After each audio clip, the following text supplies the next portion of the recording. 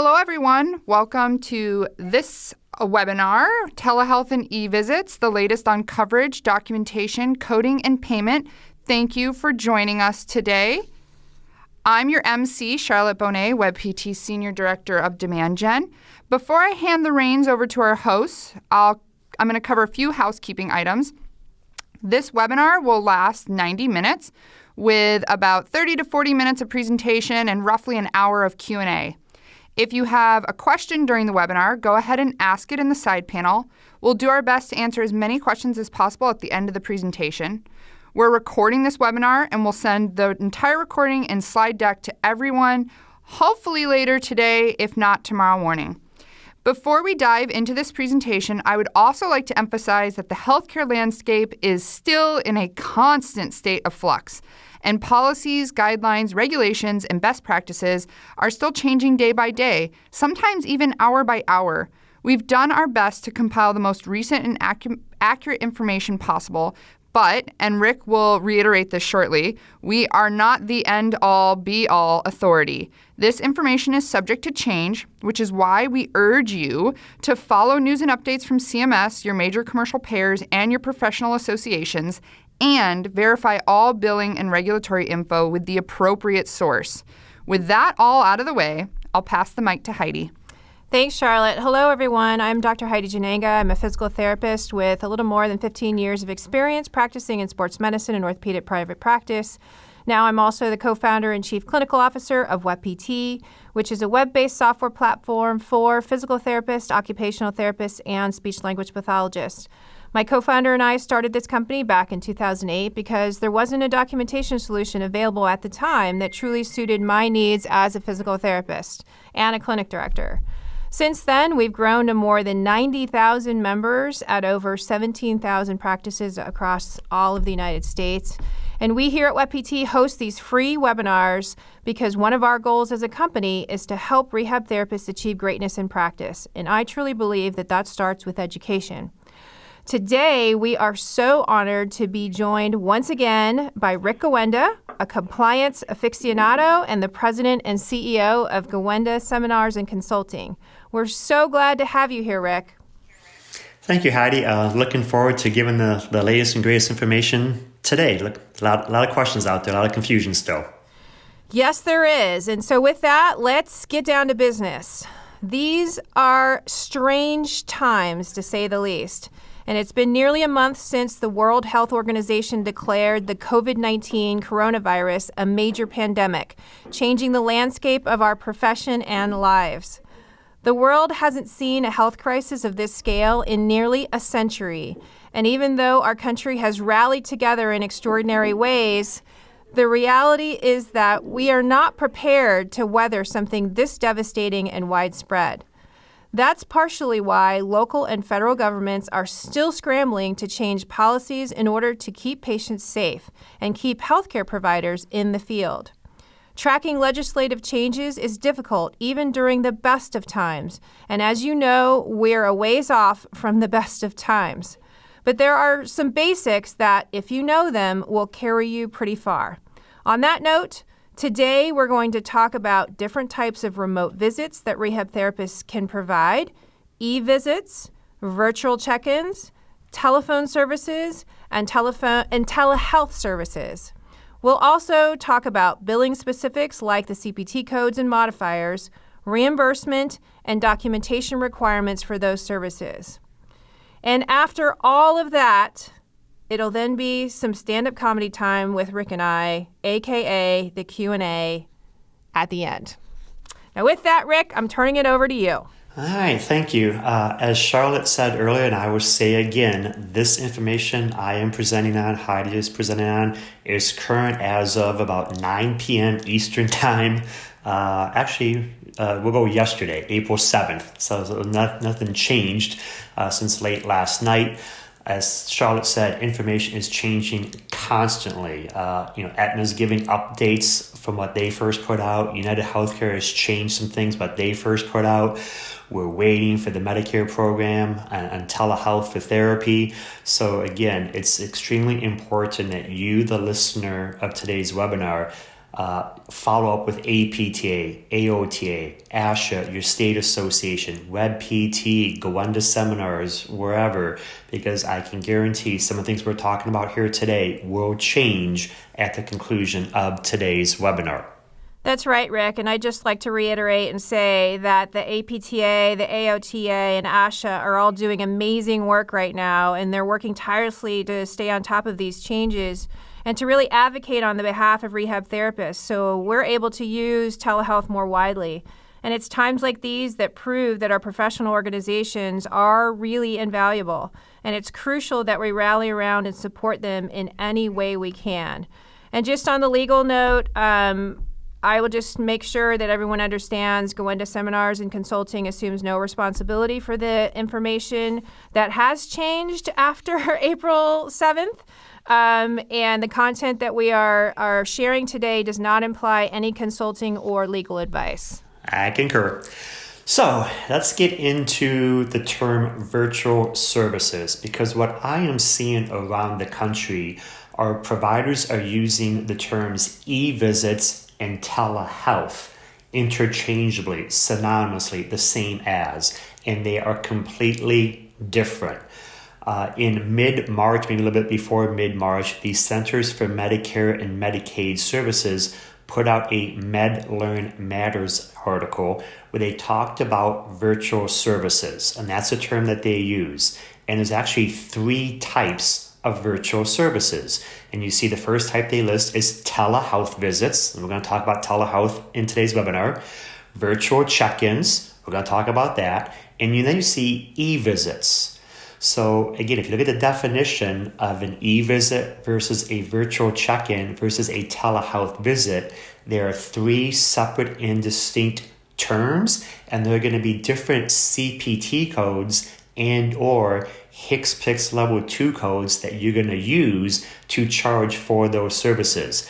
And in today's webinar, we're going to walk you through these 3 terms, plus a bonus. We're going to talk about the telephone services CPT codes that became available to PTs, OTs, and SLPs on March 31st of 2020. But again, the thing I really want to reiterate here on slide 4, our telehealth visits and e-visits are not the same.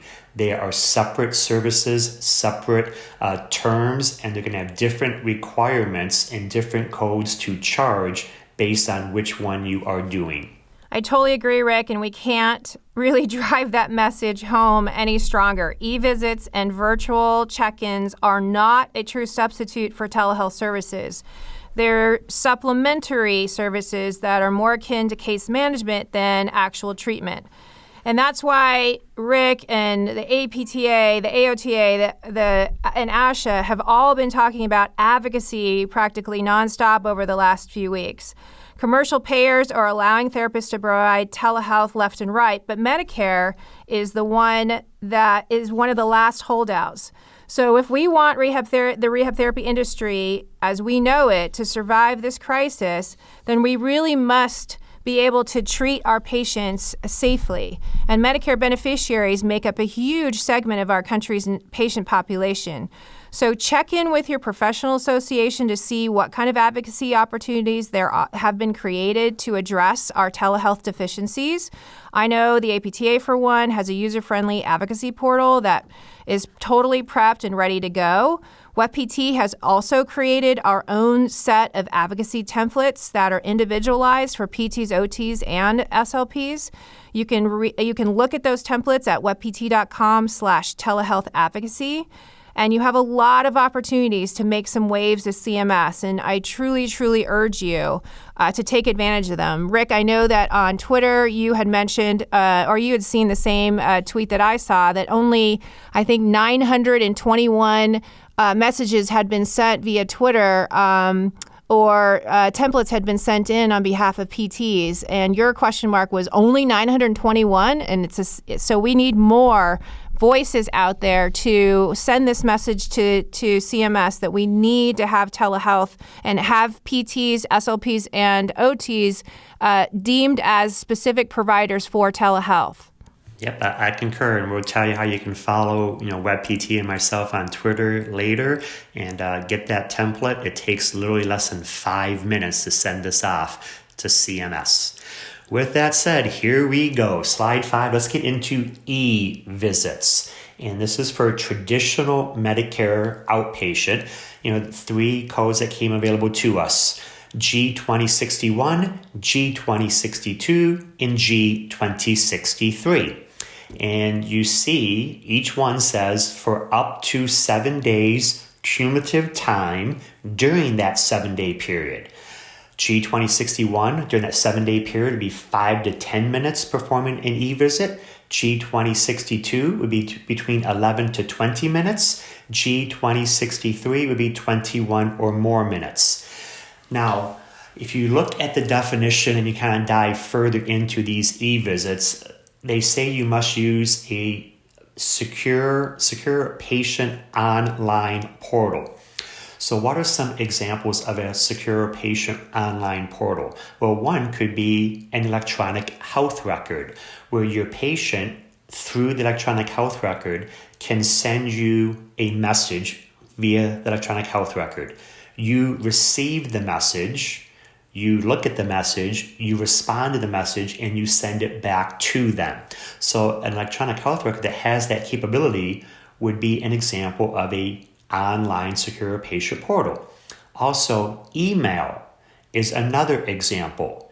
Something and again, as I say this next one, I'm not endorsing this product, but if you look up CHARM, CHARM, just CHARM's patient portal. That's what my physician uses, where she, can maybe send me via an email through this portal my lab results with her interpretation of it. It comes to me in an email. I may open it right away when it comes in. I may open it 2 hours later. I may open it the next day.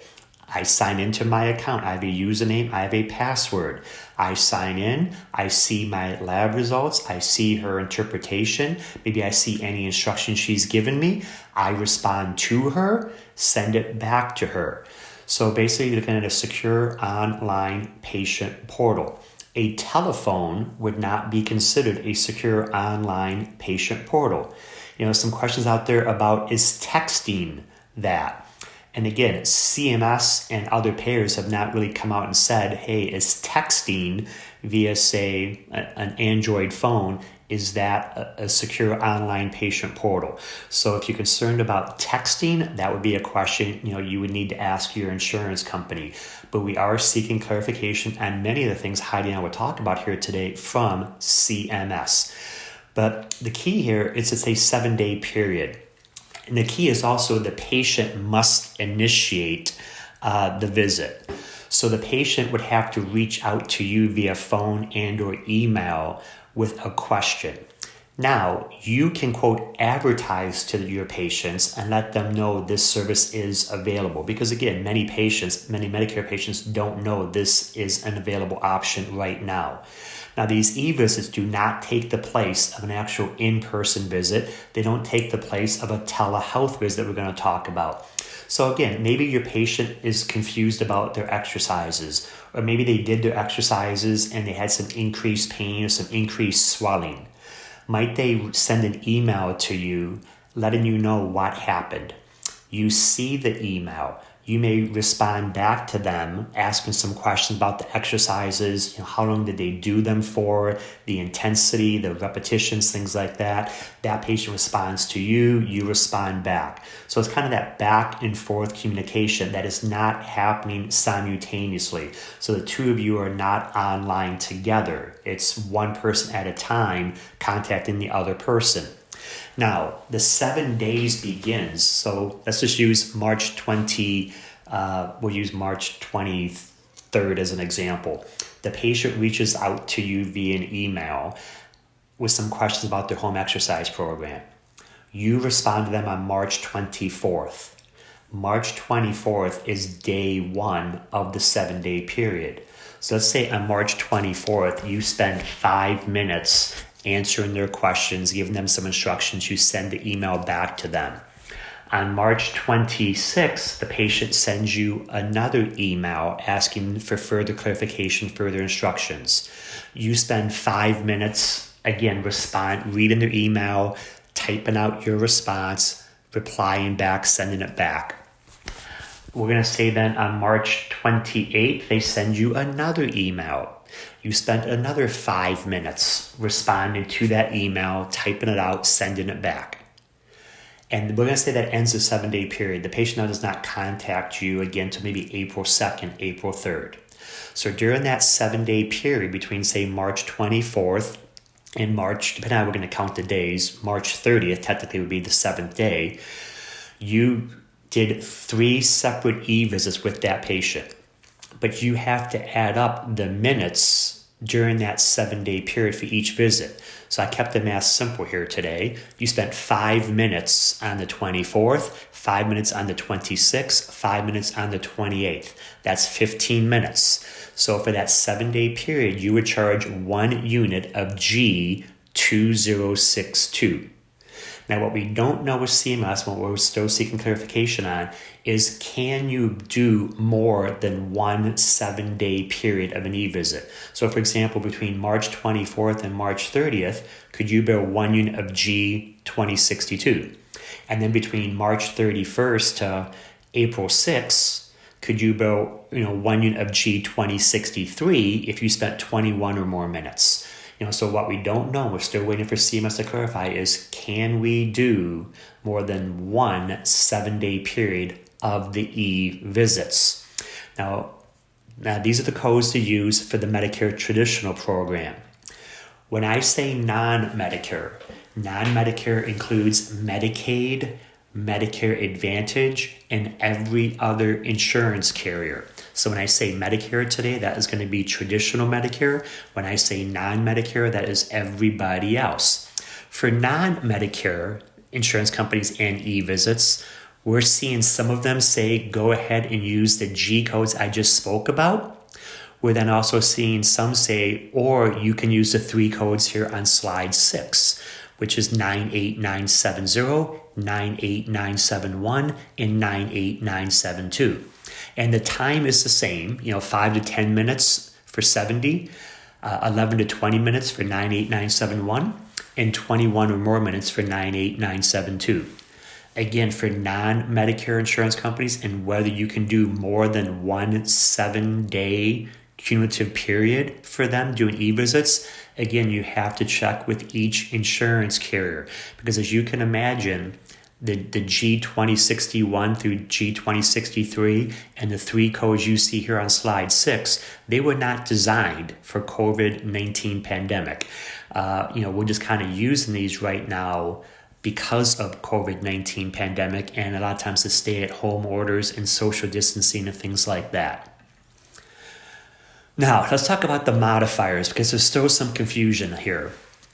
So on March 30th of 2020, CMS issued an interim final rule, and it did a few things for us.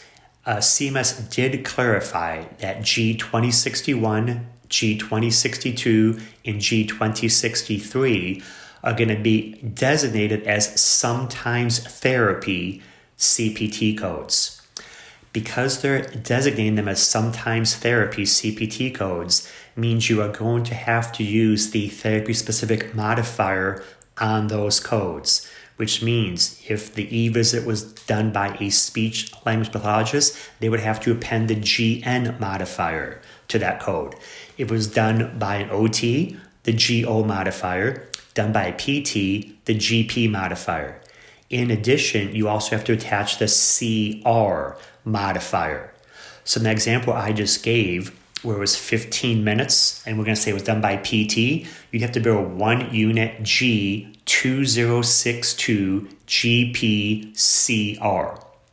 The other thing we are still waiting for clarification from CMS on is can the G codes, can the 98970, 98971, and 98972 codes, can those be billed by institutional providers that submit claims on a UB04 claim form?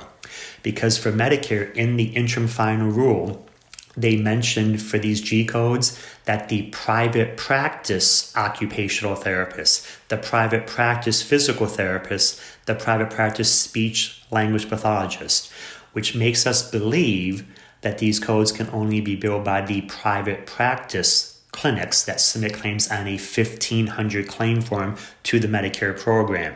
For non-Medicare, could that same logic be true for those clinics that only submit on a 1,500 claim form to those insurance companies? So again, we are seeking clarification from CMS on this. We're just patiently waiting for their response. Now, don't think you're going to get rich doing the e-visits. Now, the Medicare program has 112 different payment localities across the United States. I just use my home state of Michigan and use Detroit, Michigan. And you see the approximate payment amount for the 3G codes in Detroit, Michigan.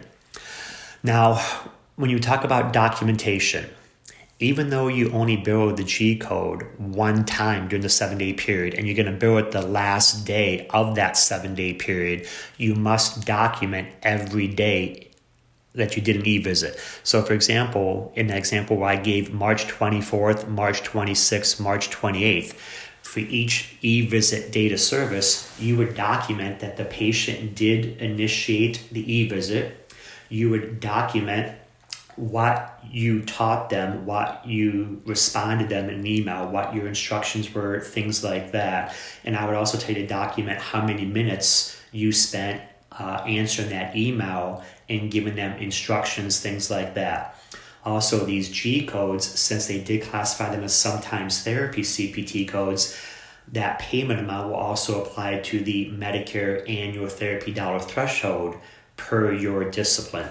So I know these payments are pretty low. Rick mentioned that. But just as another reminder, these e-visits are not telehealth treatment services. So just another reason why it's so critical for us to really continue to advocate to CMS to allow therapists to provide telehealth services in full, because I don't know about you, but let's be honest, $35 for 21 minutes of consultation is really not going to keep many of you afloat. So it's a start, and it's obviously better than nothing, and so we're grateful for the e-visit opportunity, but just another plug to continue on with our advocacy to help push the full telehealth privileges that will allow us to keep our patients safe and remain financially viable. So long story short, go advocate, go continue to advocate, and just another reminder that e-visits do not equal telehealth. So now into virtual check-ins. So in the interim final rule that CMS did release on March 30th, they did also add these two codes in for PTs, OTs, and SLPs. And again, based on the language they use in the interim final rule, they mentioned the private practice occupational therapist, the private practice PT, the private practice SLP. So again, based on their language they used, we're thinking this is only going to be for PTs, OTs, SLPs in private practice that submit claims on a 1,500 claim form to the Medicare program. So again, we are seeking clarification on that from CMS. But again, here, I'll be honest, I don't know if you're going to see these two codes used a lot. When you look at G2010, you see it says remote evaluation of recorded video and or images submitted by an established patient. And you can read the rest of it, which means the patient would have to send you a video. The patient would have to, take pictures and send it to you. You review the video, you review the images, the pictures, and respond back to the patient on what you want them to do. So maybe they videotaped their exercises that they were doing. You watch the video, you now respond to them, and maybe perhaps show them the right way to do the exercise. Maybe they're doing it in the wrong plane of motion, at the wrong intensity, something like that. So again, this is just something brief. It's not going to be a telehealth visit that may last 30, 35, 40, 45 minutes. This is going to be kind of something brief. Where when you look at G2012, it says brief communication technology-based service, and you see it's a virtual check-in. by a physician or other qualified healthcare professional. And that would be you, the physical therapist, occupational therapist, speech language pathologist. Because they use the words qualified healthcare professional, we don't think that's going to pertain to a physical therapist assistant or an occupational therapy assistant. Because the AMA defines who a qualified healthcare professional is, and that's the PT, the OT, the SLP. It is not the PT assistant or the OT assistant. So again, this can be just a quick virtual check-in through some kind of video communication to see how the patient is doing. But again, very important that you're doing both the remote evaluation and this virtual check-in on a patient that you have not seen for at least 7 days in the clinic, if the reason you are seeing them for the virtual check-in or the recorded video is due to the problem they were coming to therapy for. So they would have had to have been away from you for at least 7 days to do these 2 codes. My opinion only, I don't know if we're going to be doing a lot of the virtual check-ins. I think we're going to be doing a lot of the e-visits, and I think we're going to get into telehealth here in a moment. Again, with the virtual check-in modifiers, CMS did clarify they're designating these as sometimes therapy CPT codes, which means you will need the therapy-specific modifier of GN, GO, and GP, along with the CR modifier attached to them on the claim form. As I said previously, we are clarifying with CMS if these 2 codes can be billed by institutional providers that submit claims on a UB04 claim form. Now to some good news. We have the telephone service CPT codes here, 98966, 98967, and 98968. Now you can read the long definition in 98966, and then eventually you're going to see at the end it says appointment, and then you see semicolon, 5 to 10 minutes of medical discussion. All those words in 98966 up to the semicolon also go in front of the number 11 in 98967 and the number 21 in 98968. Now, these codes, unfortunately, at the start of 2020, were not payable by the Medicare program. They consider them a non-covered service. However, because of the COVID-19 pandemic, in the interim final rule released on March 30th, CMS did announce they were changing the status of these 3 codes from non-covered to an active status, which means they're now going to be payable during the public health emergency due to COVID-19 pandemic. So again, kind of remember those times of 5 to 10 minutes, 11 to 20, 21 to 30. Now, CMS did state these 3 codes are going to require the therapy modifier of either GN, GO, or GP. Now, if you look at that second bullet point, when I put this presentation together on Monday and I sent it to WebPT, we thought that these 3 codes were also going to require the CR modifier. However, to show you how fast information is changing, last night around 5:45 p.m. Eastern Daylight Time, I was listening to a CMS live webinar call, and the presenter stated during that call that the telephone service codes were added not because of the 1135 waiver. And because they don't fall under the 1135 waiver, the CMS presenter said that the 3 telephone CPT codes do not need the CR modifier attached to them. So according now to the latest information about 5:45 Eastern Time last night, the 3 telephone CPT codes will only need the GN, GO, or GP modifier attached to them on the claim form. Unfortunately, the presenter did not answer or was not asked, can institutions that submit on a UB04 claim form submit these codes to the Medicare program and be paid for them? So that is also what we are waiting to hear from CMS on that clarification. Now, I wanted to give you some examples because these telephone service codes are brand new to PTOT SLP. So I kind of wanted to give you some examples how to use all 3 of them. And you're going to see an example for PT, one for OT, one for SLP. So in this example, you had a 72-year-old male patient underwent a left total knee arthroplasty 10 days ago. And now because of COVID-19 pandemic, social distancing, maybe he's not coming to the clinic. So he calls his PT on the telephone, describes some increased soreness and swelling around the left knee after completing his exercise a few hours ago. So you, the PT, you ask appropriate questions about, how many sets did he do, repetitions, etc. Well, it turns out that the patient rode a stationary bike for 10 minutes prior to performing his exercises and did not ice his left knee after completing either activity. So you, the PT, you reinforce the importance of icing the knee, elevating the leg, maybe laying down supine after the exercises, doing some ankle pumps. You kind of went over his exercises with him and all of that. You spent, on this example, did I give you the time here? 8 minutes. So the phone call lasts 8 minutes. So since 8 minutes, if I take you back to 98966, that's falls between 5 to 10 minutes. You would bill 1 unit of 98966 with the GP modifier. Now you see I said and CR. That's because this talk was put together on Monday, April 6th. On Tuesday night, April 7th, CMS on their phone call said that the telephone service codes don't need the CR modifier. So PT, you would bill 1 unit 98966 GP. In this example, we have a 66-year-old female coming to occupational therapy, calls the OT with questions regarding the donning and doffing and the wearing schedule of her orthosis. So the OT listens to the patient's questions. They ask applicable questions.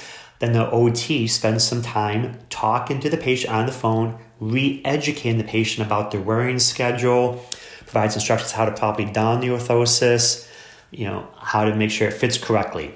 The phone call lasts 18 minutes. Well, that falls between 11 to 20 minutes, which means you're going to bill 1 unit 98967 GO. No CR now. 1 unit 98967 GO.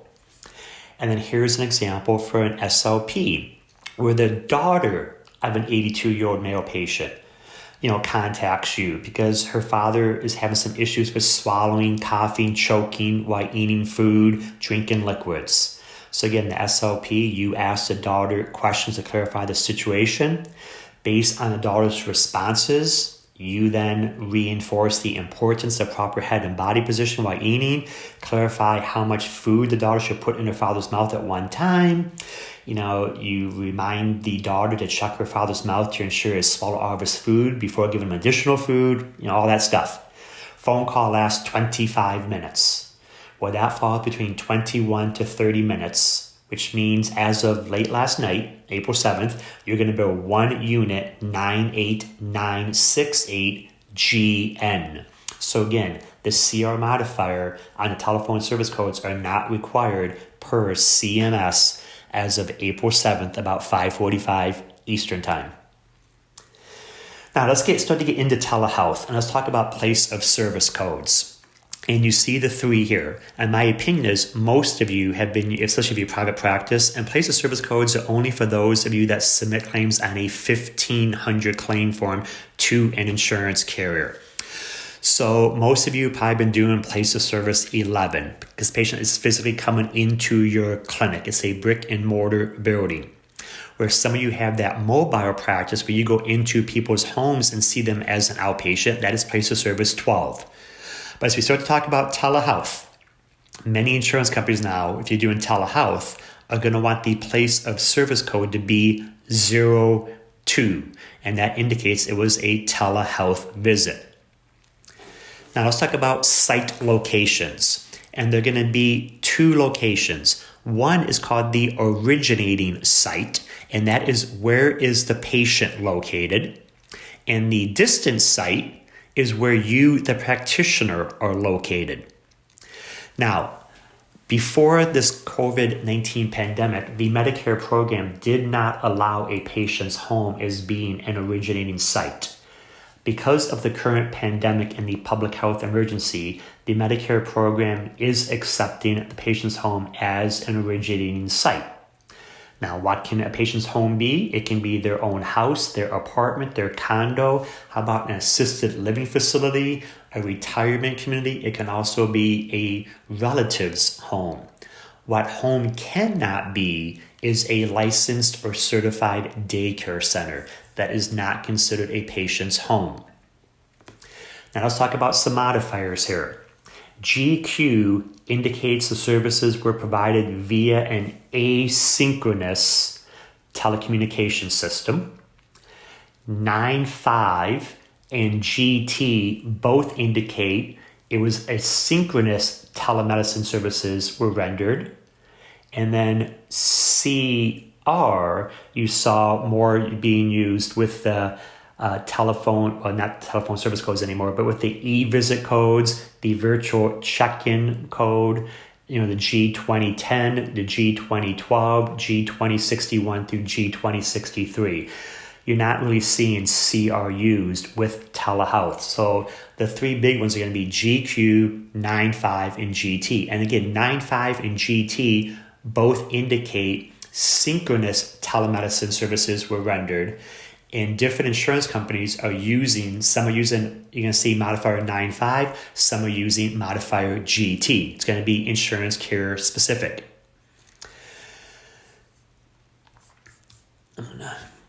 So let's talk about telehealth CPT codes. Right now, there are no specific telehealth CPT codes for PTs, OTs, and or SLPs.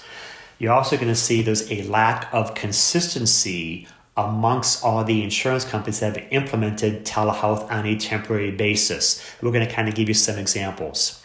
Also, when billing telehealth services on a 1500 claim form, most insurance carriers want you to use place of service code as 02. I will tell you, you see one insurance, if you submit claims to Cigna in their telehealth update for therapy say they want providers to use place of service code 11.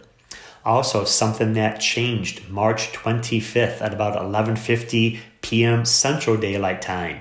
United Healthcare now says if you're doing telehealth, they want the place of service code to be an 11. If Heidi and I would have done this talk last week, United Healthcare was saying place of service code was going to be 02. They changed that on March 25th, about 11:50 p.m. Central Daylight Time. So we know Cigna and United Healthcare, even though you're doing telehealth, want the place of service code to be an 11 on the 1500 claim form. Now, I cannot stress enough the next couple slides, and you see the word possible in front of each one of them, because not all insurance companies are allowing all of the CPT codes Heidi and I are going to talk about here over the next several slides. So you see some possible PT telehealth codes, or your PT eval and reval codes, as well as here on slide 22, your OT eval and reval CPT codes. Okay, thanks, Rick. Just another interjection here. So during our last webinar, we had received a few questions from therapists who were concerned that they wouldn't be able to properly evaluate their patients over telehealth. And while some of the evaluative tests are hands-on, and you obviously wouldn't be able to transition well to using those in telehealth, there are many hands-off tests that are perfectly capable of being done over telehealth. So PTs, OTs, and SLPs are all masters of adaptability, and we are well equipped to apply that skill to our telehealth treatments. So it's going to take a little bit of ingenuity. But with that in mind, it is possible that you might come across some patients who have conditions or issues that require an in-person evaluation. There's just no way around it. So I just urge you to defer your best clinical judgment each and every time when you treat your patients via telehealth, if you're able to utilize these codes. And again, underscore the word possible. And we know that everyone's going to be able to adapt and still be responsible for doing what's best for your patient. So just wanted to interject that just because we had so many questions from this on this particular topic in our last webinar. Thanks, Rick. No, thank you for that. And again, just to kind of reiterate what Heidi and I are both saying, just for example, Cigna is only paying for PT the low and moderate complexity eval codes, and for OT only the low and moderate eval codes, where other payers have listed all 3 eval codes plus the re-eval code. So again, if you look at one insurance company and what they're covering for telehealth, for therapy, you have looked at one insurance company and what they're covering for telehealth. You must look at each insurance company individually. Which now takes me to slide 23. And again, some possible PT and OT telehealth codes. And you see the big ones, therapeutic exercise, neuromuscular education, gait training, therapeutic activities, self-care, home management. And again, when you look at therapeutic activities, 97530, Cigna does not list that code. Cigna, the only code used for telehealth for treatment for both PT and OT is therapeutic exercise 97110. And Cigna says they're only going to pay 2 units of 97110 for each telehealth visit. So again, you might be working on balance and proprioception. You might be working on functional activities. But if that's a Cigna patient, you're just going to lump it all under therapeutic exercise. Also, Aetna finally came out and said they're going to cover telehealth, but they don't list 97530 therapeutic activities as a code to use for telehealth. So again, I cannot stress enough, extremely important to look at each insurance carrier and which CPT codes are they allowing for telehealth. Notice you do not see manual therapy listed. You can't do manual therapy via telehealth. I did see somebody doing an ultrasound, though, through the computer screen, which probably had the same benefit if the patient was there, but you can't do ultrasound either. So again, think of things that you can do with the patient that don't require hands-on options. Oh, Rick, you're the best. Yes, I will just put an exclamation point on that as well, that, this list of codes is not all-encompassing. There's really no universal list that payers are going to absolutely accept. So coverage varies drastically from payer to payer, and which is why we are just, making sure you have all of the most updated information, but why you absolutely need to check with your each and every individual payer to figure out which telehealth codes they are actually going to and willing to pay for. Okay, and going to slide 24, here are some possible SLP telehealth CPT codes. And again, I say possible because again, last I looked was Cigna for SLP. They had only listed the treatment codes 92507 and 92526. They did not list any of the evaluation codes for speech. When I look at some of the other major insurance companies for speech, some of them just list 92507, the treatment of speech, language, voice. They don't list 92526, treatment of swallowing dysfunction. But yet they'll go and list the therapeutic interventions that focus on cognitive function and compensatory strategies. So again, I know Heidi and I are going to sound like a broken record here. You must look at each insurance carrier and what do they allow. And if you are uncertain, I'll be honest, don't contact WebPT, don't contact Rick Gawenda. You need to contact the insurance company. So if you have any questions regarding would insurance company pay for this, or how do I do the billing, you need to contact that insurance carrier. Yes, we are a broken record because even as we're saying this, we're getting more questions through the chat box. But this is not a universal list. There may be other codes that your payer might consider appropriate. There's just too much variation to definitely say whether a service will be or not be covered. So again, check in with your individual insurance carrier before you provide any remote care to your patients. Yep. And again, it's funny because, most insurances, when you're doing telehealth, it's going to be live two-way communication. So you and the patient can see each other. You're talking back and forth live. And those insurance companies, if they want a modifier, usually say either use modifier 9.5 or modifier GT, because those two modifiers indicate it was telehealth services delivered through asynchronous communication, live two-way audio-visual communication. Cigna wants synchronous communication, but they tell you to use the GQ modifier, which means it was delivered asynchronously. So again, there's a kind of a strange thing. They want you to do live audio two-way visual, but yet they tell you to use the GQ modifier. So again, some things just don't make sense. Just check with each insurance company. Before you go on to documentation really quick, there's just quite a few questions in misunderstanding or just maybe just ignorance around this asynchronous versus synchronous methodology with telehealth. So would you mind just going back over that really quick again? Does asynchronous telehealth have to include the video component? And do initial evaluations, if you're going to try to do telehealth, have to be done synchronously? Yeah, and I can just give you kind of a global statement. Most of the policies I have read where insurance companies have expanded telehealth to include outpatient therapy state synchronous communication, which again is going to be, live video conferencing, it's a two-way audio visual link. And probably the best example I can give, and again, I'm not saying to use FaceTime, okay, because FaceTime's not HIPAA compliant, but picture FaceTime. You are talking, you're on your phone, they're on their phone, you can see each other, you're talking back and forth live. That is a synchronous communication. I know Zoom has a platform you can pay for, but that's HIPAA compliant. Doxy.me is another example. There's many platforms that are available that are HIPAA compliant. They're secure, and it's that live two-way audio visual between yourself and the patient. Where asynchronous, it's more what we call the store and forward video conferencing, where I the patient, videotape myself. I then send it to Heidi, my physical therapist, via maybe an email, encrypted email. She eventually gets it. She opens it. She watches the video.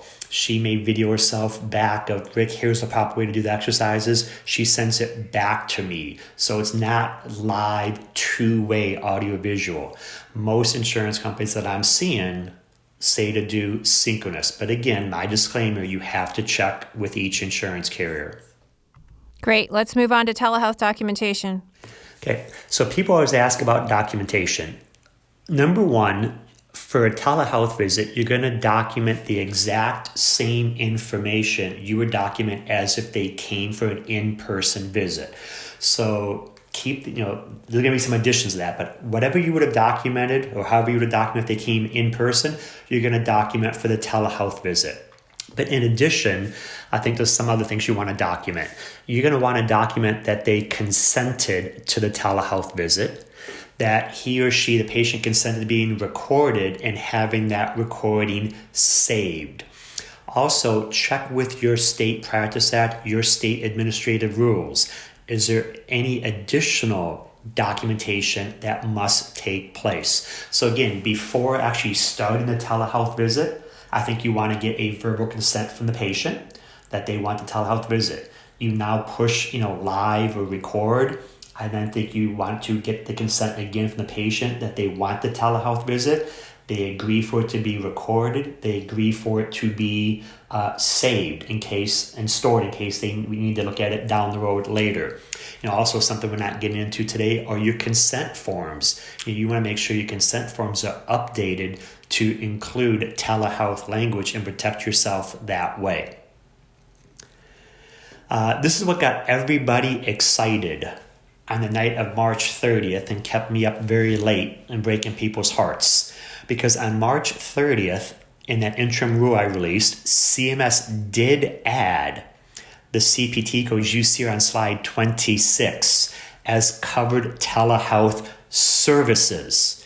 And that's the key. They added these codes as covered telehealth services. And they used the word therapy services. Well, of course, when people saw all these codes were added, they're thinking, hey, physical therapists, occupational therapists, SLPs have been added as telehealth providers. As we are speaking right now at 12:50 p.m. Eastern Daylight Time on April 8th, PTs, OTs, SLPs have not been added as telehealth providers. People may say, well, why did they add these codes? Like it or not, there are others that can do therapy. So physicians, for example, can do physical therapy, and they can bill the CPT codes you see here on slide 26. Also, the other thing is normally, if you're a physician-owned practice, physical therapists, occupational therapists, and SLPs can bill incident to a physician. So you can have a Medicare patient come into a physician-owned practice, the physical therapist does the visit, but it's billed under the NPI number of the physician as the rendering provider, the physician that was on the premise supervising the physical therapist. What we're trying to clarify from CMS is, does incident to billing also apply to telehealth services? So could now a PT in a physician-owned practice do a telehealth visit, have it billed under the NPI of the physician that they're employed by, and submit that to Medicare for payment? APTA has asked that question from CMS, and as we're doing this webinar, we still do not know that answer. But right now, as we're doing the webinar, PTs, OTs, SLPs have not been added as telehealth providers to the Medicare program. Well, and this is why Rick and I and all of the associations are so gung-ho right now on the advocacy train, because the situation is obviously less than ideal. You've got the CPT codes approved, but yet we as therapists are not approved as providers. So obviously, if we could get our telehealth services to Medicare beneficiaries, especially during this COVID health crisis, it would be a game changer for a lot of us. And this is just one of the advocacy efforts I had mentioned earlier that the APTA and others have taken on. A reminder, if you go to webpt.com/telehealth advocacy, you can download the specific templates to create a letter and send it appropriately to advocate on behalf of yourself, whatever provider you are, PT, OT, or SLP. And we will make sure that we are getting all of these letters in and hopefully see some changes in the very near future to allow telehealth to be done for these very specific beneficiaries that could use our services and keep us afloat during this time. I concur, and I'm hoping this is something we continue to do, though, in 2020, 2021, 2022, and so on. So, telehealth in the UB04 claim form. So, again, we get a lot of questions on, for those insurance companies that have expanded telehealth to include outpatient therapy, can providers that submit claims on a UB04 provide telehealth? Again, it's the answer you're going to hate. You're going to have to check with every insurance carrier, because typically the telehealth services are always occurring at the practitioner level, which means it's more on the 1,500 claim form level. With that being said, we did see United Healthcare in that update I told you about that came out March 25th. They did say that the telehealth services for PT, OT, SLP does include those institutional providers that submit claims on a UB04 claim form, and they're telling you to use revenue code 780 when you're doing telehealth. Aetna expanded telehealth, and Aetna is saying it also applies to institutional providers that submit claims on a UB04 claim form. But again, it's the answer you're gonna hate. You're going to go and check with each insurance carrier that has expanded telehealth to therapy. Does this include providers that submit claims on a UB04 claim form, which typically is a hospital outpatient therapy department and a skilled nursing facility doing Part B. Rehab agencies, you submit on a UB04 to the Medicare program, but for your non-Medicare payers, many of you that are rehab agencies submit claims on a 1,500 claim form, which means you would be okay with those insurance companies that have expanded telehealth services. A couple quick plugs here. Mark Milligan and I just did about a 2-hour and 10-minute webinar this past Monday, 2 days ago, April 6th, on how to get started in telehealth. The first hour of that webinar, Mark walks you through about how to get ready with your consent forms, HIPAA privacy statements, your platforms, marketing, stuff like that. I then go through in even greater detail the billing, the modifiers, the CPT codes, and all of that. So that webinar, you see the little bit.ly link here at the bottom. You can go purchase that off my website. You get sent an automatic email. You can watch the video as many times as you want on your computer screen. And then again, I know many of you follow me on my website. I have probably published over 50 some articles the past 2 weeks regarding telehealth and expansion of telehealth by many insurance companies in various states. I have a lot of Q&A documents out there on telehealth and billing, outpatient therapy and telehealth and billing. I just released the difference between an e-visit and telephone service codes. But again, you can check out my website, become a gold member. A lot of great information out there as well. Awesome. Thank you, Rick. Whew. That was a lot of information. That was beefy. Okay.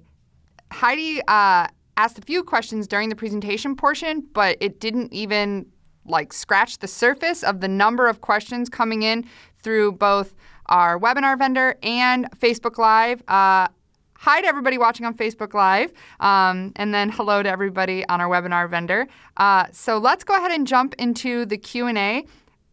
Please keep in mind that we're going to do our best to tackle as many questions as possible, but we're obviously not going to get to all of them, which is why we have published a lot of great content on our blog. If you haven't yet subscribed to our blog, please do so.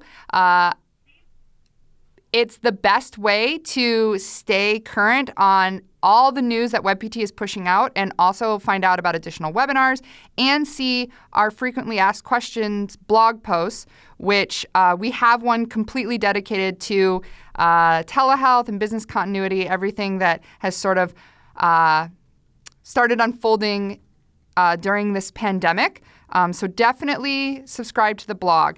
With that, Heidi, Rick, start with the questions. Heidi has lots right in front of her. All right, Rick, I've tried to break these down into categories so that we can kind of stay on point with not mixing the terminologies as we have talked about with e-visit, telehealth, virtual visits, and telephone services. So, Rick, we're going to start with e-visits. We had mentioned that obviously Medicare had kicked off these e-visits. But are e-visits also appropriate for Medicaid? Yes, no, maybe so. It depends. Again, Medicaid is state specific. Also, keep in mind, many states also have what we call Medicaid managed programs. So again, I've seen many Medicaid and managed Medicaid programs across the U.S. also implement the e-visits. Have every one of them implement the e-visits? My opinion is no. So you do have to go and check with that Medicaid plan or the managed Medicaid plan, have they implemented. And again, I think a great resource for Medicaid is always going to be your state association's website, number one. Also, number two, I'm not endorsing Google, but just go to Google and, for example, type in Michigan Medicaid provider page, Arizona Medicaid provider page, Florida Medicaid provider page. And most of these insurance companies now have a dedicated, once you get there, a dedicated page for the COVID-19 pandemic. And many of them have dedicated pages for telehealth. And you can search there and see what information you can find regarding e-visits, telehealth, virtual check-ins as they pertain to therapy services. Now, CMS has given the okay for temporary use of some non-HIPAA compliant platforms such as using FaceTime or Skype. We don't recommend those platforms for obvious reasons, especially you definitely don't want to get in the habit of using these platforms moving forward. Even post-pandemic, if you want to continue to use or to do some sort of virtual style visits. But Rick, are text messages also included in the e-visit sort of question mark on viable platforms to be able to charge an e-visit for? Yeah, and I first add on to what you just said. When CMS came out and said about FaceTime and Skype, that was for the telehealth visits. So again, right now, PTs, OTs, SLPs can't get paid for telehealth. When you talk about texting, when I say CMS, that's national. They have not answered that question about texting. However, some of the Medicare administrative contractors have been holding, live conferences on COVID-19 and e-visits and all of that. And during some of those calls, some of the MACs have said, for the purpose of the public health emergency, texting would be okay for an e-visit. Where I do see FaceTime and Skype, maybe right now for PT/OT speech, could be that virtual check-in, code that was added in, which I think was 2010 or 2012, the virtual check-in where it's the live video. I could see FaceTime, Skype being used for that. Again, if we do get expanded to telehealth, could you use FaceTime and Skype during the public health emergency? You could. Not what I would recommend, because my hope is those of you that are going to have initiated telehealth or are going to do it in the next week or so, I hope this is something you continue to do once this pandemic is done. You're just not doing it for 6 to 8 weeks. I completely agree, Rick. I think it's best if you're going to invest the time in figuring out a solution for virtual care now, you might as well develop a solution that is made for the long haul.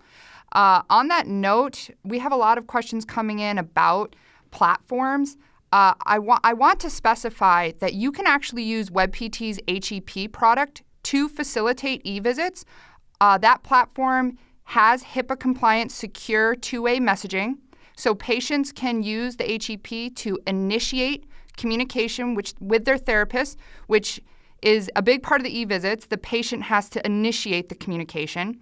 The therapist can then have two-way communication with that patient and conduct the assessment and management services associated with e-visits and bill for that. Another thing I want to put out there, we've recommended Doxy.me and Rapid Response by Bluestream Health. Those are two HIPAA-compliant solutions that do have free versions, although if telehealth opens up to PTs, OTs, and SLPs, you'll really want to scrutinize whether it's worth using something free, because you really need to do your due diligence on companies' data policies and the ultimate experience that you have virtually by using something free and what is unlocked when you go to a paid product. But in addition to Doxy.me and Rapid Response by Bluestream Health, I want to let everybody know that WebPT has heard you all, and we are working our tails off to get a video platform available to everyone. And we are committed to getting that launched. And that will be a product that launches out of the scheduler. So you will be able to launch virtual visits. So as Rick has mentioned a few times on this webinar, if you're imagining Skype or FaceTime, something like that, live two-way video visits, we are working on that product within the WebPT scheduler. You will be able to launch those video visits. I wish I could share a lot more specifics, but everything is happening so rapidly, and we're trying to make sure that we've got all our ducks in a row and we really understand what we need to be delivering to you all. So as we firm things up, I promise all of you, we will be communicating with you nonstop the details of this feature, because we know how much everybody has been clamoring for it. So on that note, I'll kick it back to Heidi, but there's just so many questions coming in. I want to take this opportunity to clarify those two things. Well, and we all love good news during this time. And if you don't mind, Heidi, the one thing I would add to Charlotte too is also look at platforms and with a BAA, a business associate agreement for the long haul. I think that's something to look at as well. 100%, yes. BAAs are pretty essential when you're interacting with a vendor. I completely agree. Okay, Rick, we're not done with e-visits, so let's get into a few of the details around trying to bill for e-visits. So everyone's getting caught up in the clause around this back-to-back 7-day periods. So can we bill for consecutive e-visits? Yeah, and I assume like you're in so more than one 7-day period, and that is the answer we are still waiting for from CMS. So, for example, we're going to say March 24th to March 30th was a 7-day period, and we're going to say you did 3 e-visits during that 7-day period. The cumulative time was 15 minutes. It was done by PT. You're going to bill 1 unit G2062 GPCR. You now say, Rick, now between April 3rd and April 9th, I spent another 18 minutes. Can I bill another unit of G2062 GPCR? The answer is we do not know. We are still waiting for CMS to clarify, can we do more than one 7-day period? I will also tell you there are many, many providers across the U.S. that have billed the G codes to their Medicare contractors and they have been denied. My opinion only, the reason they're being denied are your Medicare contractors have not updated their billing software yet to recognize these codes as payable for PT, OT, SLP, because again, this is fairly new information that came out from CMS, and it does take max some time to update their billing software. So keep that in mind, even as you go to do the telephone service CPT codes and all that, the max billing software may not be up to date. Also, I know some of you are going to ask, well, how much do the telephone service CPT codes pay under Medicare?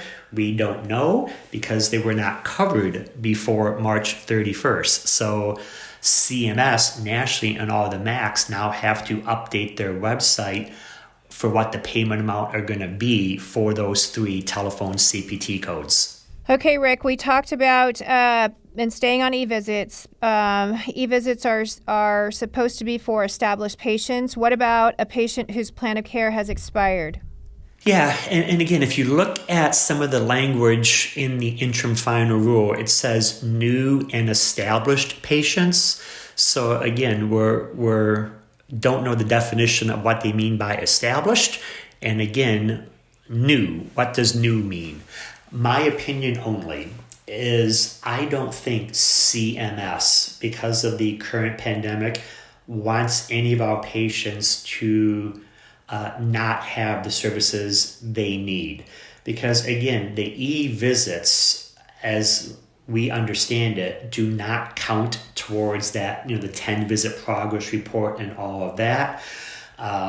So my opinion, if a plan of care has expired and you're doing an e-visit outside the plan of care, I think CMS is going to be okay with that and lenient with that.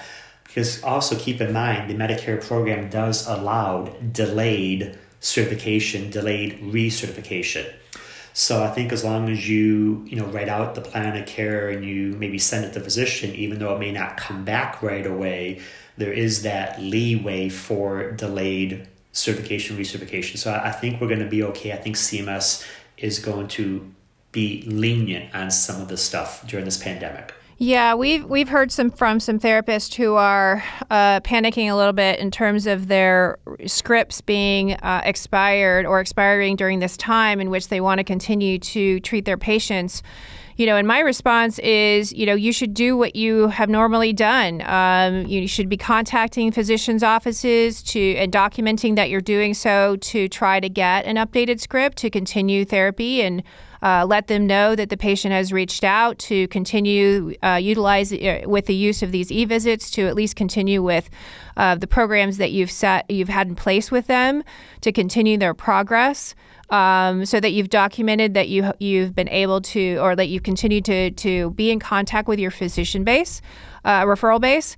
But then continue to see the patient, because I think that leniency for sure is going to go across the board and not necessarily just through CMS, but also through other insurances as well. Yeah, and to jump on what Heidi's been saying, I think another reason for advocacy to get direct access under Medicare, to get direct access under all the other insurance companies, so we don't have to depend on signed data plans of care. We don't have to depend on a patient seeing a physician to begin therapy.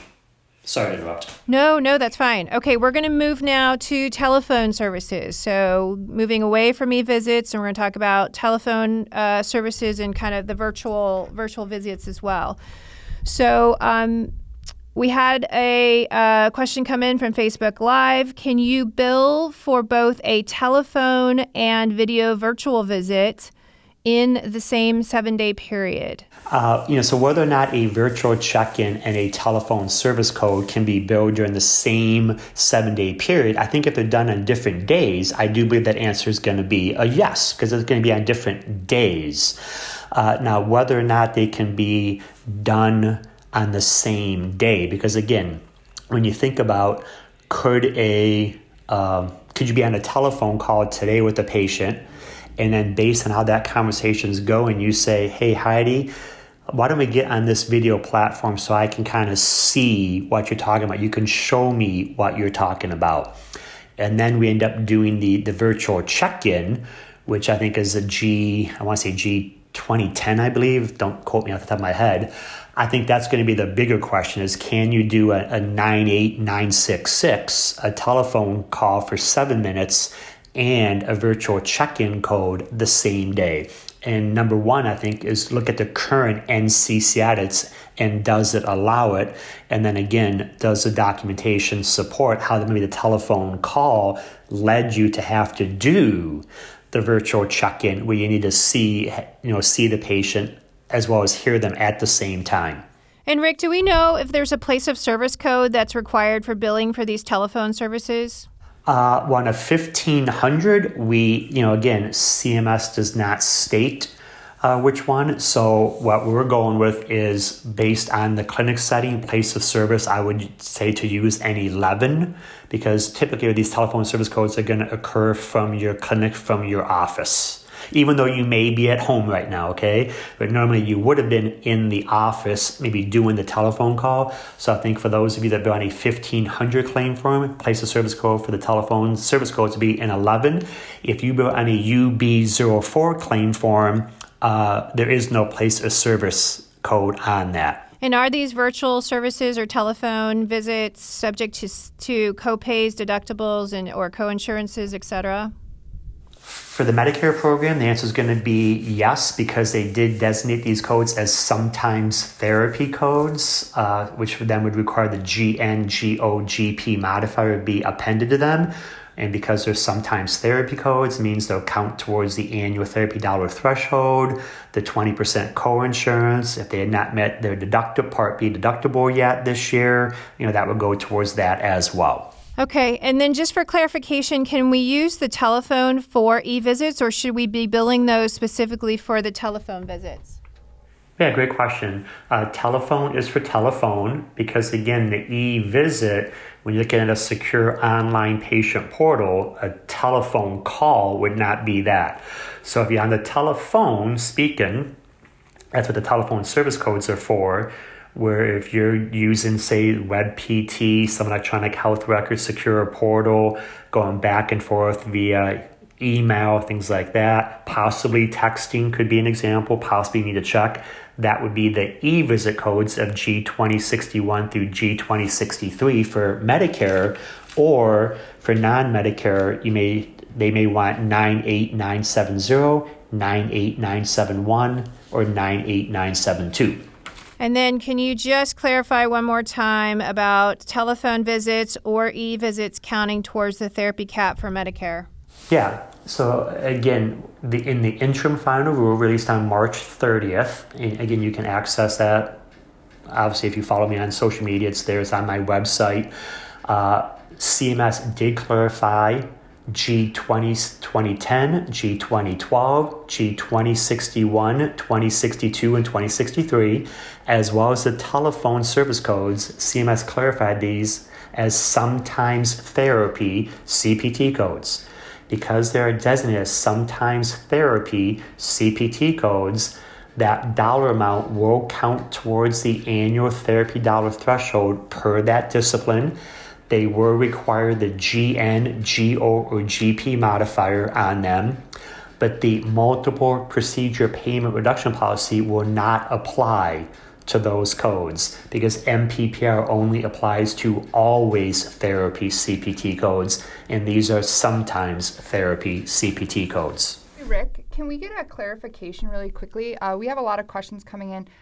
So has CMS changed its stance about telephone visits qualifying for e-visits? Because in previous communications, it seemed like CMS had laxed its definition of what could be an e-visit. Has that evolved? We have not, when I say we, myself and to my knowledge, APTA, we have not seen anything come from CMS. So when I say CMS, that's the big headquarters, Centers for Medicare and Medicaid Services. They have released nothing about being able to use a telephone call for an e-visit. Now, I know many people say, well, I talked to CMS. And then after I ask more questions, they say, oh, no, I called my MAC. I talked to somebody at Novitas or talked to somebody at National Government Services. And the person on the phone said I could use the telephone and bill that as an e-visit.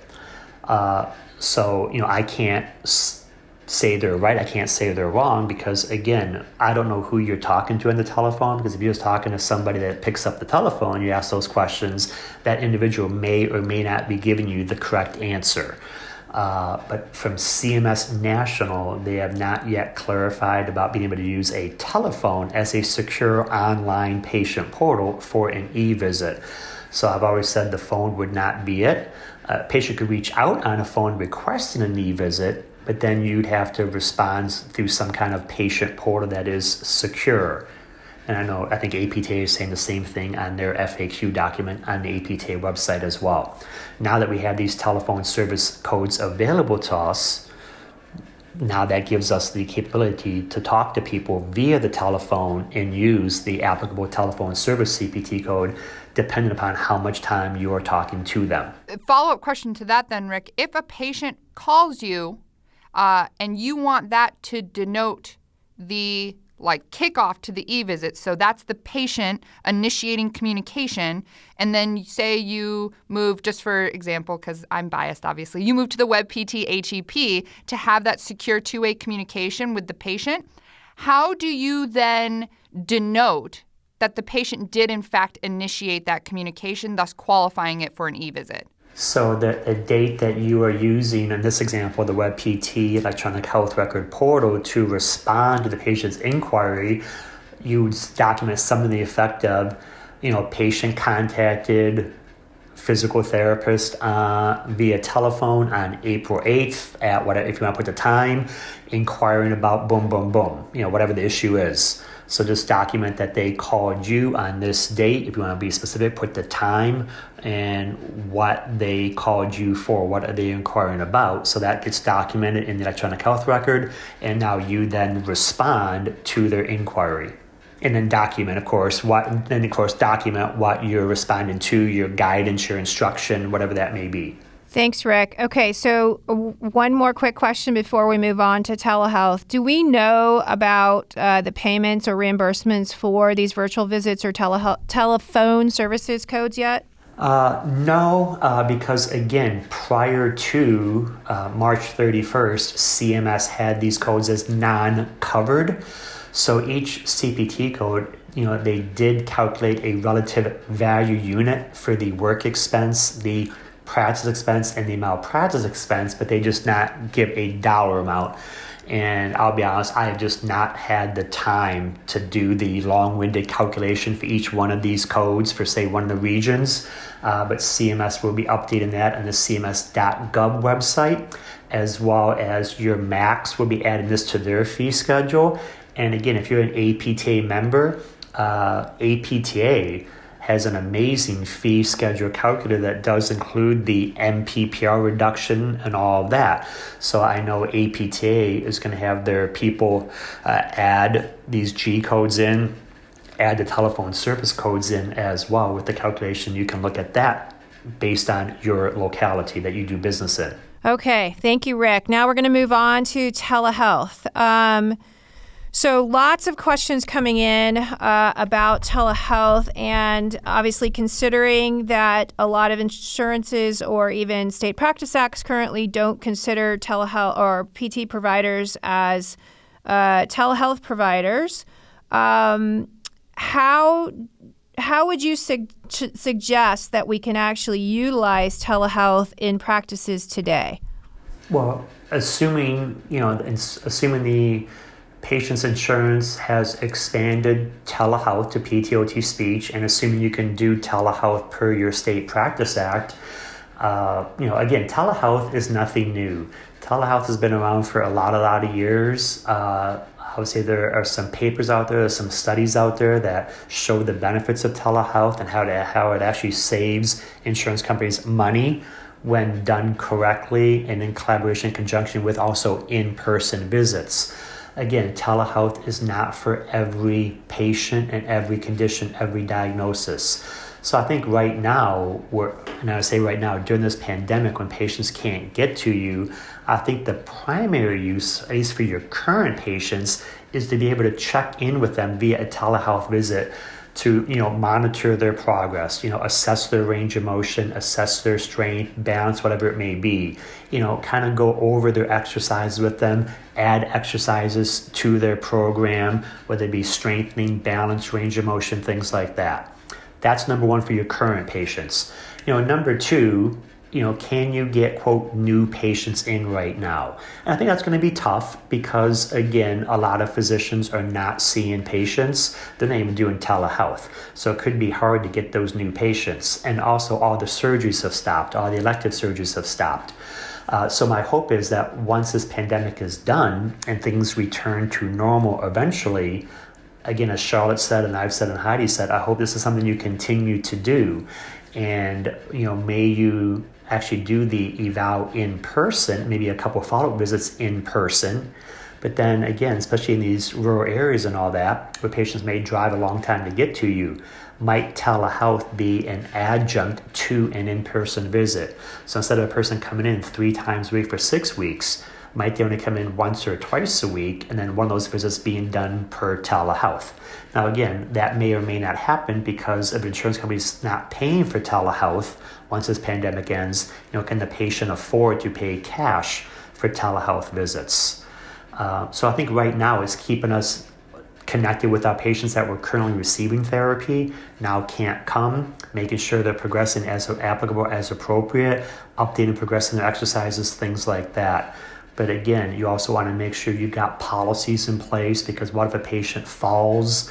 What if a patient says, I don't want to do therapy anymore, and they're going to stop the therapy session? What's your policies and procedures in place as well? Yes, it's much bigger than just trying to do exactly what you do in the clinic, trying to do that over a telehealth platform. And I'll just also say that I think it's really important right now that in our advocacy efforts that we are defining how telehealth is going to be utilized in our industry moving forward. I think you outlined the sort of perfect scenario. There are a lot of people out there that are, pushing telehealth, which is really important, but we also understand that it is an adjunct to our services, not a replacement of our services. So with that, we obviously know there's a lot of people that can utilize our services at this point, Rick, but Medicare has deemed us not telehealth providers to today's date.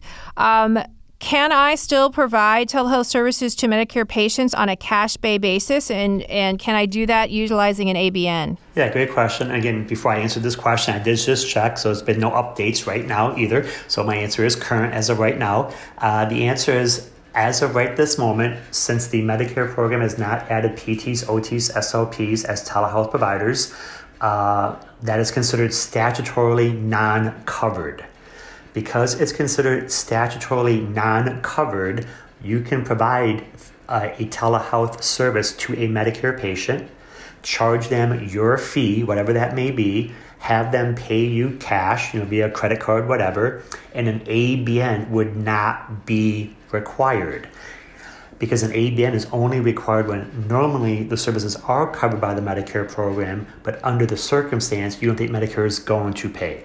Well, because of right now, it's statutorily non-covered, and ABN is not required. With that being said, I do think you should issue a voluntary ABN to the Medicare patient. If you do issue a voluntary ABN, you do not have the patient sign and date it. The patient does not check an option in Section G. You just kind of throw out the A through F part and give it to the patient as a voluntary notice.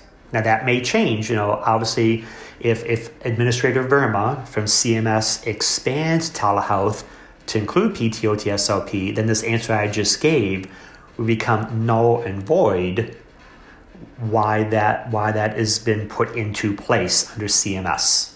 Okay, we've got just a couple more quick questions, Rick. So there are obviously some insurances that are allowing for telehealth. There's a lot of cash-based clinics out there that are doing telehealth. Do you have any recommendations for a cash pay rate for these telehealth services? Yeah, a great question. And again, I, for obvious reasons, don't tell you what to charge, because it's going to be different based on where you're doing the business. And there's a difference between Beverly Hills, California and Baton Rouge, Louisiana in terms of the cost involved, as well as the patient demographics, the patient's financial stability, and all of that.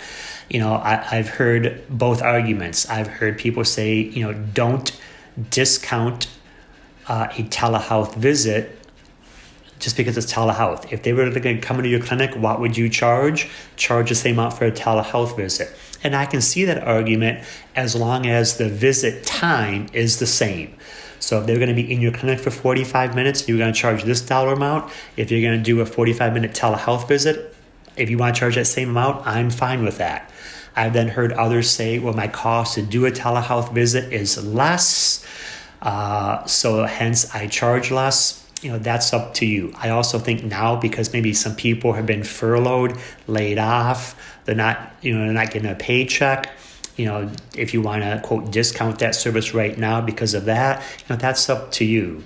I would just say don't discount the value of what you bring to that patient, whether you're a PT, whether you're an OT, whether you're an SLP. Okay, and really quick, we obviously know about the compact, but and this was one of the limitations of telehealth prior to the pandemic, but can we provide telehealth across state lines? Yeah, great question. The simple answer is you must be licensed to practice therapy in the state the patient is in when you're doing the telehealth visit. So, for example, I'm in California. The patient I want to do telehealth with is in Michigan. I would need to either be licensed in Michigan or, both Michigan and California would have to be in the PT compact. Obviously, California is not in the PT compact. Michigan, I don't know if they're in or not in, but it doesn't matter because California's not in, would not matter about the patient. So you must be licensed in the state you practice in. Now, that could be through actual licensure in the state, or through the PT compact. Now, if you say, Rick, I'm licensed in that state, and I can do it, that's great if the patient's paying you cash. The other issue that comes into play is you might, I'm in California, I do have a license in Michigan. So, say do telehealth in Michigan, but I want to bill the patient's insurance company. But if I'm not credentialed with that insurance company in Michigan, I still won't get paid. So it works, the PT compact, licensure and all that works great, I think, if you're doing cash. It does not work as great if you want to bill the insurance company in those other states, because you're going to have to also be credentialed with those insurance companies. And Rick, I would assume I assume that also applies for PTAs, OTAs, and SLPAs that... Or first of all, can they perform telehealth and or the Medicare e-visits? And if so, I'm sure those licensure, if they are even licensed, because I don't believe PTAs are actually licensed in every state, but does that licensure also apply for PTAs and OTAs? Are you talking about for the compact or just licensure in a state? Well, let's just talk about PTAs, OTAs, SLPAs being able to provide telehealth services. And then you can talk about the licensure on top of that. Yeah, I'll go with PTAs and OTAs because most insurance companies, the vast majority of third-party payers don't pay for services provided by a speech-language pathologist assistant. The vast majority of major insurance companies, those services must be done by the SLP. Now, whether a PT assistant or an OT assistant can do a telehealth visit, you must look first at your respective state practice act. does the State Practice Act, state administrative rules, etc., allow a physical therapist assistant, an occupational therapy assistant to perform a telehealth visit? That must say yes. You then must look at the insurance carrier. Does it state, does it pay for telehealth if done by a PT assistant, an OT assistant under the direction and supervision of a therapist? That must also say yes.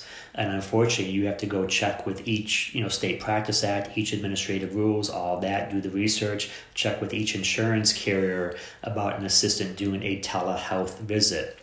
Again, e-visit is not the same as telehealth.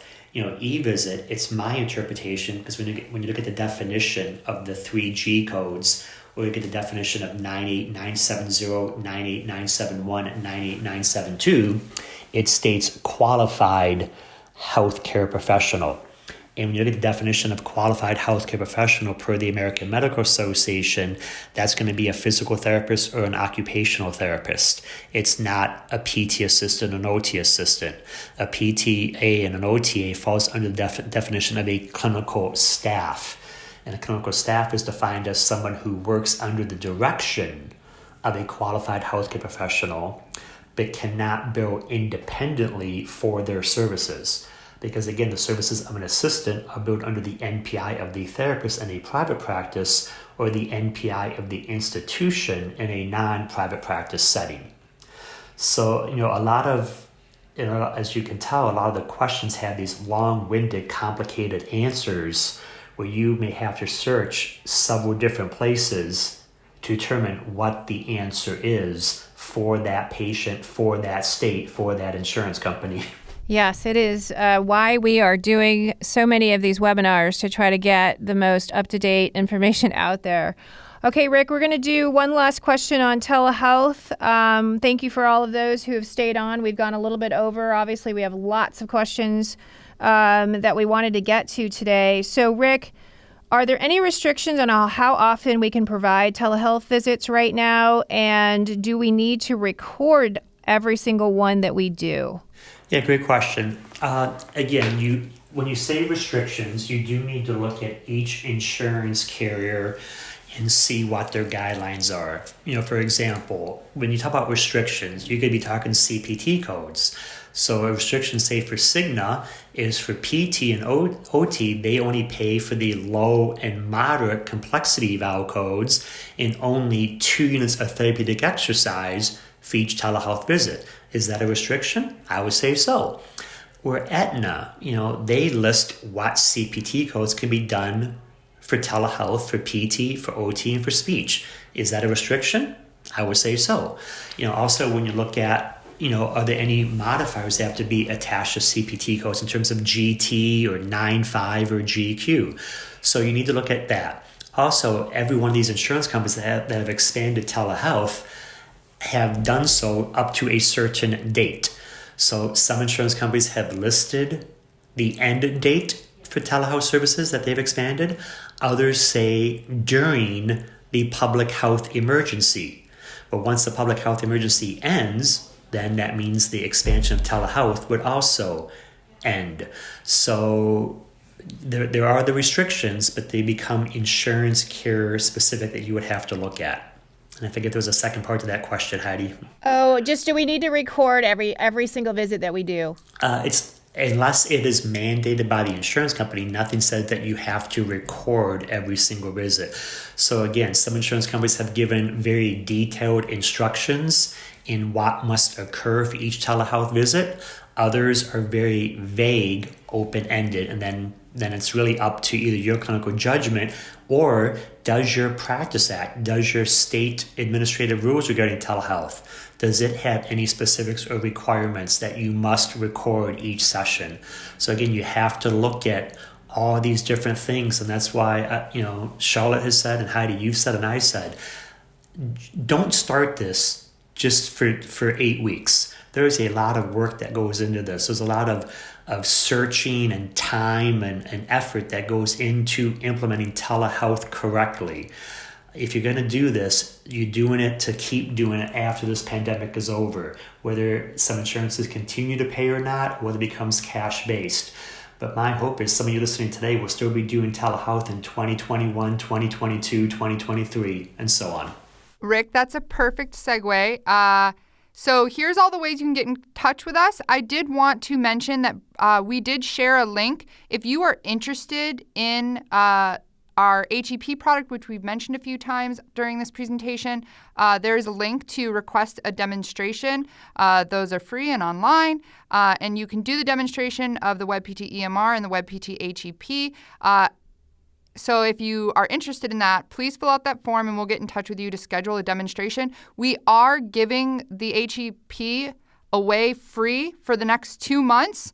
So that's for our current members, that's for non-members. We want to equip you to be able to provide, right now, e-visits. So the HEP is free for 2 months.